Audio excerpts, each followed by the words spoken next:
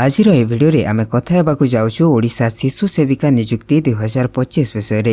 एही नियुक्तिर नोटिफिकेशन बाहरी सारिछि, किंतु अनेक प्रश्न आपणक मनरे थाई पारे, जेमिति कि दरमा केते, एप्लाई डेट केबे आसीबो। एही सबु प्रश्नर उत्तर आज आमे देबु। तेणु शेष पर्यंत ए वीडियो को देखंतु आउ आम चैनल को सब्सक्राइब करंतु।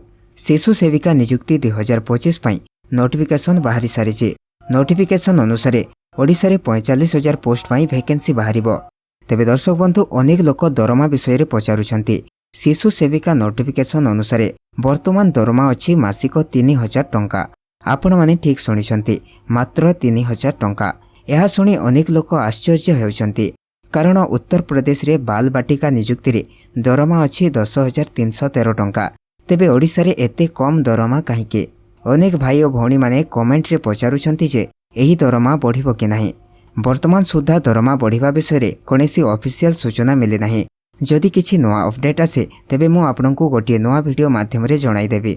एबे आसंतु एप्लाई डेट विषय रे जानिबा। बहुत सारा भाई भौणी माने पचारुछंती जे शिशु सेविका पई एप्लिकेशन केबे आरंभ हेबो। देखंतु नोटिफिकेशन बाहरी सारिछि, किंतु एथिरे एप्लाई डेट विषय रे मेंशन करा जाय नाही। वर्तमान जहा सूचना मिलुछि जे ऑफिशियल एप्लाई डेट खूब शीघ्र घोषणा करा जिवो। जेते बेले एही डेट आसीबो मु आपनकु तुरंत गोटिए वीडियो रे सूचना देबी। तेणु आम चैनल को सब्सक्राइब करी रखंतु।